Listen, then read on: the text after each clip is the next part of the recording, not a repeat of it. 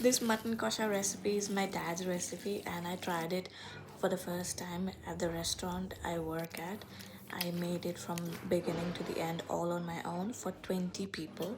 And let me know in the comments if you like the recipe, or if I can add something else, or deduct any an ingredient from the recipe, and I'll try it in the future for you guys.